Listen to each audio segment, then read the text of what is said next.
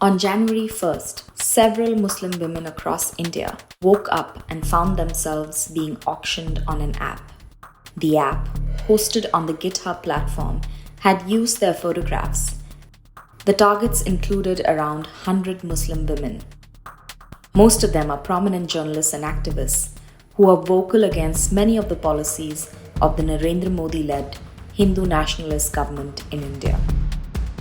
Ismat Ara, a 23-year-old journalist based out of Delhi, was one of the many Muslim women who were targeted through this hate app.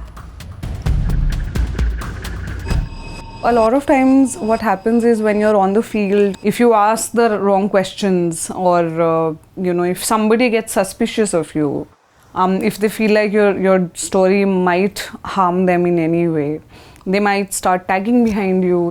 The thing with that kind of risk is while you're on the field, it's there, but after a point you return and you just feel like, okay, it's not there anymore. You feel safe.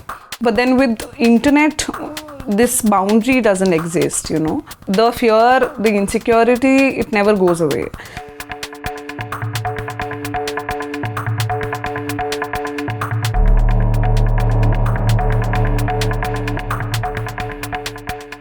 You need to meet India's Prime Minister Narendra Modi. He and his far-right Hindu nationalist party, the BJP, are bent on creating a lost Hindu kingdom. They call it the Hindu Rashtra.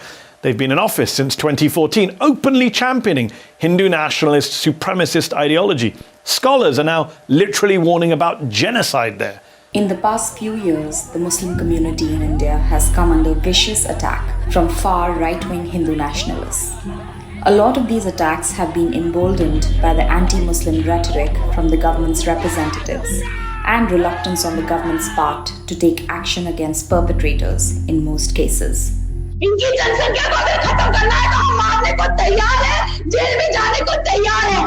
Jamia के गद्दारों को गोली मारो सालों को, AMU के गद्दारों को गोली मारो सालों को। From lynchings of suspected cow slaughterers and custodial torture of unconvicted Muslim people to open calls of genocide of the Muslim people and rape of Muslim women, these acts are threatening the well-being and safety of India's biggest minority population.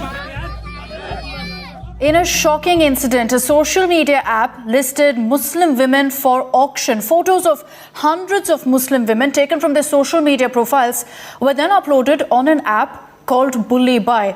I was in bed. When I woke up, being this young person, what you do is you check your phone the first moment after you wake up. And so that's what I did. I checked my phone.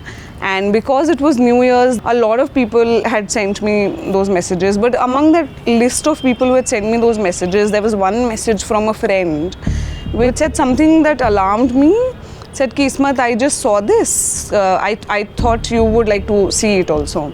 So then I opened it and then there was an image. And on that image, I could see my own picture.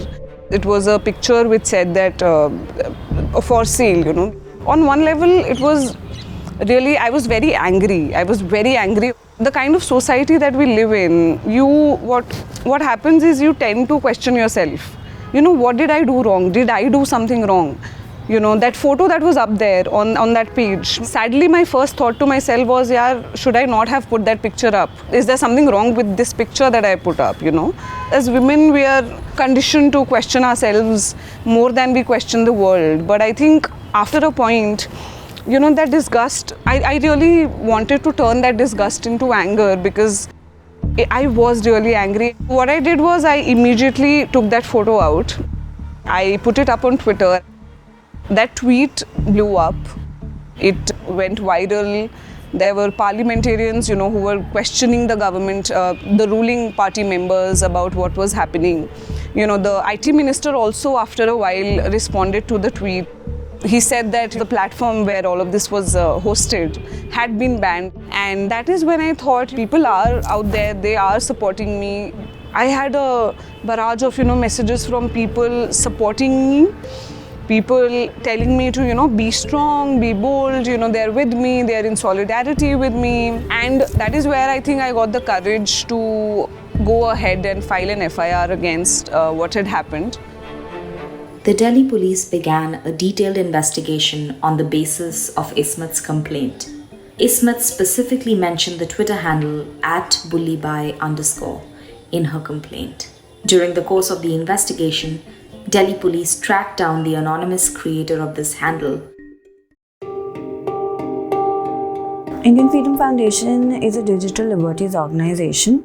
Our aim is to ensure that now that more and more people are on the internet, everybody can use the internet and exercise their digital rights in consonance with the rights that are guaranteed within the Constitution of India. When the entire thing started and FIRs were being filed, we wrote to the National Commission for Women and the Delhi Commissioner for Women saying that, while what you've done already is commendable, you've taken suo motu action and you've said that sexual harassment, obscenity provisions have been applied. It's also very important to apply provisions which show that this happened because of the religious angle. Because the apps by themselves, the name of the apps by themselves are derogatory term for Muslim women, not just women, right? Understanding the complexity of any such situation is very important. We do have a lot of provisions in the legal framework which talk about sexual harassment, which talk about outraging the modesty of a woman, and in terms of the Information Technology Act, it has section 67 which talks about transmitting obscene materials. However, the issue here is that the situation itself is so unique. It's not doxing, it's not sharing of sexual abuse material. So you can't have a specific provision which specifically caters to what happened in Bullyby. However, you can put together provisions and you can try to respond to it. This is not the first time Muslim women have been targeted in this fashion on the internet. Another app by the name of Sulli Deals was launched in June 2021. Sulli is a derogatory term used for Muslim women, and the purpose of this app was to auction Muslim women as well. But at that time, despite the public outrage, there was no initiative shown by the police to find the perpetrators. This, in part, encouraged the perpetrators, in this case, to create Bullyby. Even before Bullyby and Sulli Deals, there were individuals who used to target Muslim women, especially vocal Muslim women on Twitter who were very active on Twitter. That is when we started working on it. And we came across a lot of individual tweets by right-wing influencers who had been targeting Muslim women, like individually, maybe not by a Bullyby or Sulli Deal app, but individually. What they did was they copied their photos and started posting it on Twitter. And later on they had a discussion. That's when they started talking vulgar language against the girls who had posted the photos. They used to pick up the photos and they used to auction them, saying, okay, ये लड़की का rate है मतलब ₹5 या ₹10 मतलब $1, $2. I remember seeing their YouTube channels wherein people who had subscribed them used to pay to them. I mean, they had this Patreon ticker running wherein they used to pay to them, donate to them, I mean, for those websites.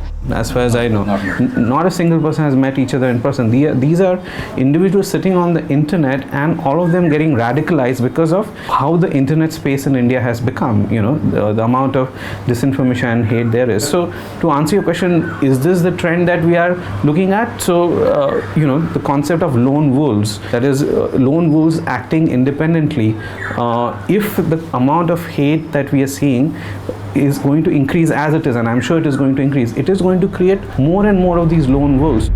In 2019, a fact-checker website that counted hate crimes in India reported that more than 90% of victims in the past 10 years were Muslims.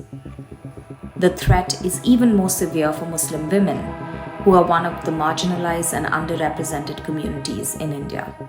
All of these hate crimes are intended to curb their already diminished presence in the public sphere. झटका लगा कि ऐसा भी हो सकता है, मतलब मुसलमान औरतों के साथ, लड़कियों के साथ। सिर्फ ये तो लड़की है, औरतें भी हैं उसमें शामिल, एजेड औरतें हैं, क्योंकि उनके साथ ये हो ही रहा है, वो तो पता ही है।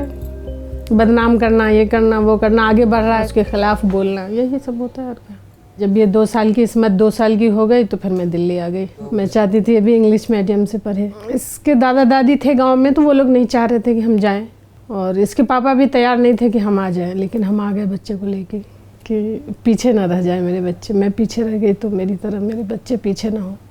मेरी मम्मी चाहती थी मैं डॉक्टर बनूं, मैं चाहती थी कि ये पायलट बने, मगर न वो हो पाया न ये हो पाया, कुछ और ही हो गया। तो अच्छा नहीं हुआ? अच्छा हुआ, ये भी अच्छा हुआ। अपने शौक से इसने जो भी किया अच्छा किया। जान का तो खतरा है ही है, तो सभी को पता है कि आज के ज़माने में पत्रकारों के ऊपर भी हमला होता रहता है, तो उसका खतरा तो है ही है। तो बाहर जाती है, फ़ोन नहीं करती है तो फिक्र लगी होती है कि पता नहीं वापस आएगी नहीं आएगी। जब इसने पहली बार BBC में ज्वाइन किया था तो वो मर गई थी, कौन, हाँ गौरी लंकेश। तब भी हमने मना किया था कि ये काम मत करो, मगर इसको अपना शौक था तो लग गई। अभी भी मेहनत करती है, दिन रात लगी रहती है। I think a lot of times what happens is when the abuse or the harassment is online, we tend to sort of undermine it. We think that, you know, it's on the internet. We don't really understand the gravity of it a lot of times, because one, the impact that it has on the person's mind who's facing the harassment is immense. It continues on for, you know, months beyond after it has happened, and it may even require, you know, medical attention for some people. Basically, when you do something like when you harass somebody online, when you abuse them online, when you put out their photos online, what you're essentially doing is you are basically trying to restrict them. Their sort of participation gets very, very limited. And at this time, we really need a lot of, you know, Muslim youth, a lot of Muslim young women, and, you know, from other minorities as well, like Christian women, to come up and articulate their issues.